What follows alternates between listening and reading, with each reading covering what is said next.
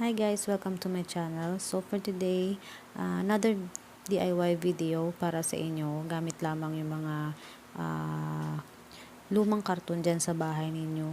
So yung mga karton na yan, maraming magagawa yan sa atin.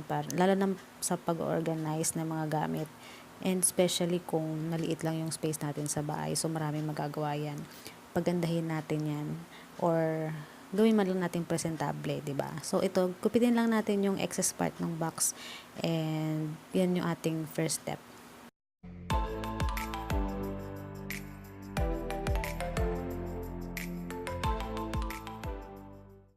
So ayan guys, after natin gupitin yung excess ng karton natin, ginagawa ko lang dito is lalagyan ko lang ng tape yung bottom part ng karton just to make it more a little bit sturdy para hindi naman siya yung bumagsak sa ilalim niya.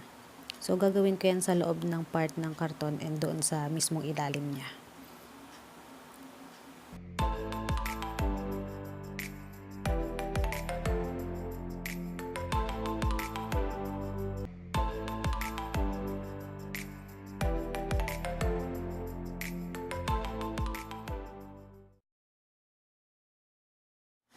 So, ayun guys, after natin execute ng tape yung ating karton, next natin gawin is kunin yung contact paper and super simple na lang nang gagawin natin dito.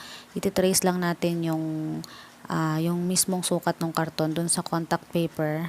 But bago natin siya gupitin, please make sure na lagyan natin ng konting sobra yung contact paper natin, mga 1 to 2 inches na sobra dun sa mismong karton para at least mas mabilis na siyang gupitin na lang mamaya. Kasi mahirap ng solusyonan pag kinulang na yung contact paper.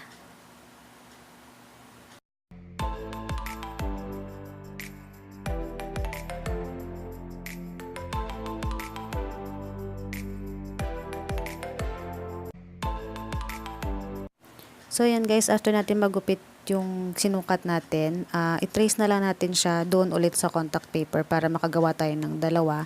Yan ay para sa inside and outside part ng karton natin.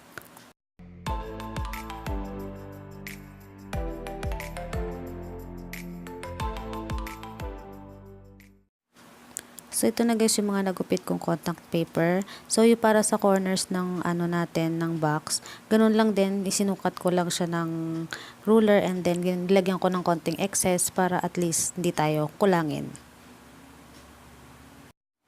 Yung ginawa ko dito guys pala sa corners ng ating box, the same lang din sa ginawa ko doon sa bottom part, tagdadalawang cut din. So, isinukat ko lang yung haba and lapad ng corners ng karton and then itinrace ko doon sa contact paper and nilagyan ko rin ng konting excess doon sa contact paper, mga 1 inch to 2 inches.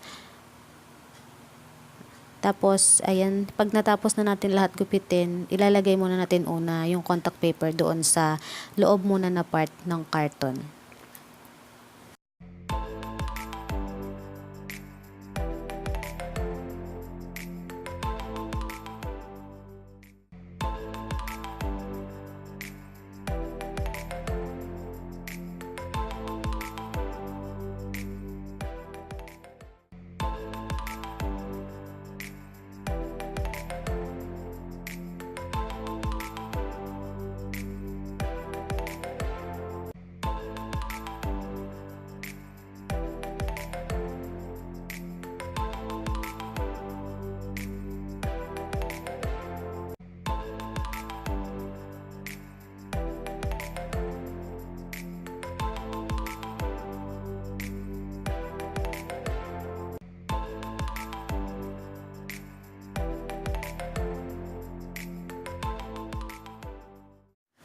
So, yan na guys, malapit na tayong matapos.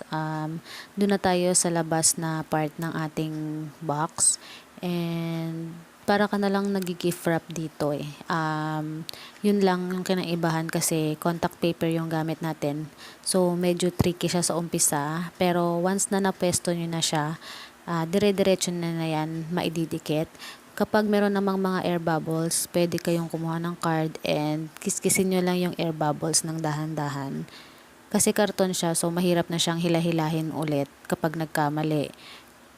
Pero since sobra naman yung may mga excess naman yung mga contact paper natin, okay na lang rin kasi mamaya matatakpan naman yan. So after nyan, gawin na natin yung buong karton, ibalot na natin siya.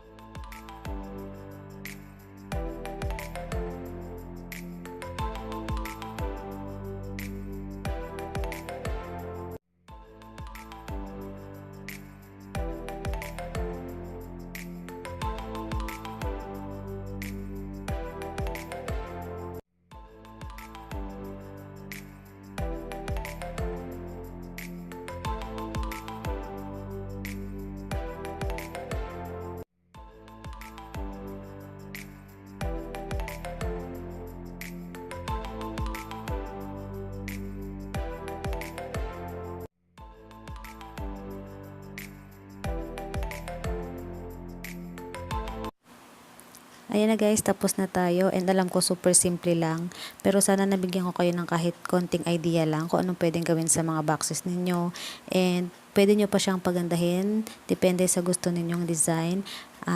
Masaya ako nakapagbigay ng idea, and salamat sa mga nanood. Please subscribe sa channel ko. Click the notification bell para ma-notify kayo once may bago tayong upload. And maraming salamat sa mga manonood o nanood.